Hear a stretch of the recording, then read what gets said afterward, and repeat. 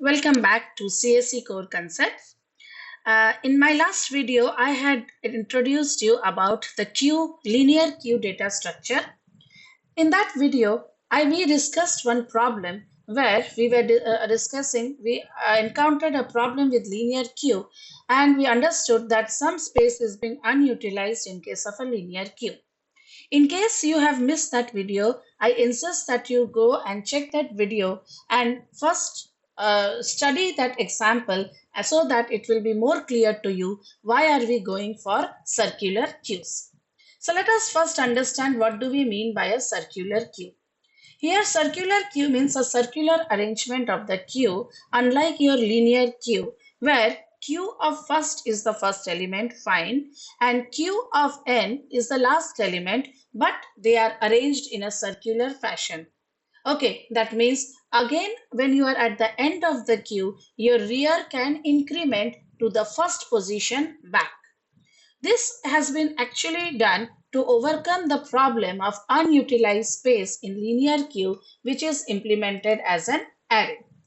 So, what are the operations we can perform on circular queue? Similar to that of a linear queue, we can go for insertion. Now, here insertion is bit different because earlier in linear queue, we could insert from the rear, that is same. Rear would increment by 1, that is fine. But in case of linear queue, if rear reaches the max size, then we cannot increment it more. But here, if the rear reaches the max size, we again reset the rear pointer to 1. Okay, otherwise we increment rear by 1. So in this case, you can see why it is being done, because here in this example, you can see the first position is empty, A, B, C. So front is the second position, A, fine. Rear is the fourth position, 4. So if you want to insert a new element as per the linear queue, you cannot, because rear has reached its maximum size. But with circular queue, you can do it, because you can again reset rear is equals to 1. So you can again utilize this space. But in case your front and rear are same, okay, suppose if the front position is not vacant, there is some element. So if you say front is 1, rear is also 1, that indicates a overflow condition. Okay, so in this case A, B, C and D. So front is 1, rear is 4. Okay, so if you reset the rear pointer again here, it will be 1. So front is 1, rear is also 1. That indicates a overflow condition. Okay. Similarly, we can perform in deletion. So we can delete only from the front, that is known to us. So when we delete one element from the front, we increment front by 1, that is we make the next element as the front of the queue. So we can do it only if there is at least one element in the queue. Okay, otherwise it will go as an underflow condition. So if front has reached maximum, understood, here also same. If front reaches the maximum, again you can reset the front pointer to 1 so that you can scan the queue again to find out any unutilized space in the queue. So let us see understand this with the example. So we declare again a queue of size 4. So initially we are initializing front and rear pointers to 0 and the queue is empty. The first operation is insertion of element A. After inserting, my front pointer becomes 1, rear also becomes 1, which indicates that this is the only one element in the queue.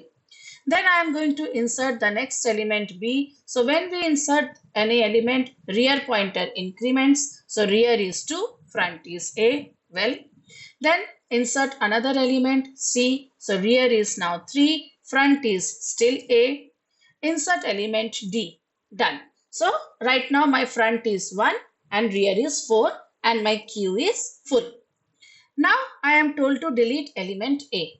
So in case of queue, what we do? When we want to delete any element, we delete it from the front.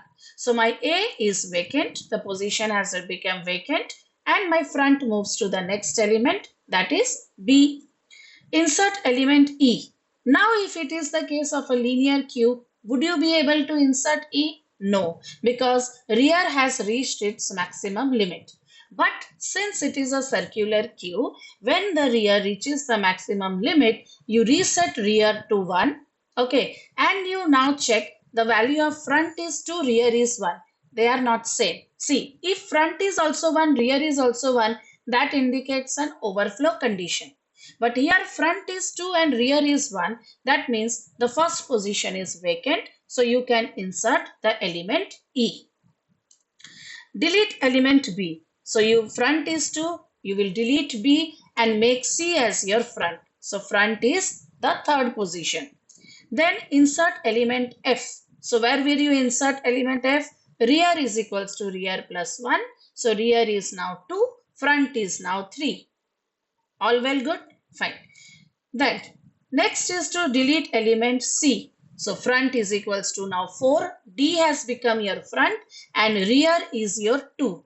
This can happen only in circular queue, right? That the front is the next later position, rear is the previous position. Then delete element D. So you delete it. So when you delete it, front pointer will again reset to 1 because front was your maximum 4, right? So when front is deleted, you reset front to 1, rear is 2. Delete element E. So front will become F and rear is also 2. So front and rear both are 2, which indicates that it is the only element in the queue. I have been telling you, right? So if front and rear both are same but non-zero, means that is the only element in the queue. And delete element F. So again we go back to our initial state, that is no elements are there in the queue.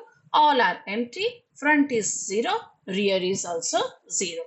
So you understood, if it was the case of a linear queue, we could not implement insert E and F. We would have to stop at D only. So this is the beauty of a circular queue, where we are able to utilize the unused space. There are other types of queue also apart from linear and circular queue, that is double-ended queue called as DQ. So here it is also linear data structure, but here insertions and deletions are performed from both the ends. Okay, so both sides you can insert, from both sides you can delete. So there are two types of DQ. One is input restricted DQ, another is output restricted DQ. So if you have an input restricted DQ, so you can perform insertions only from one end, that you decide, any one from either end, okay, but deletions can be done from both the ends. Whereas if you have an output restricted queue, then you can insert from both the ends, but you can delete from only one end. So same as your linear and circular queue, you can perform many operations on DQ also. Let's say insertion from the front, insertion from the rear, deletions from the front and deletions from the rear. Any of the operations you can perform. So that's all about our queues for now. So next data structure we are going to study is linked list. So please stay tuned for more such informative videos and don't forget to like, share and subscribe to CSC Core Concepts. Thank you.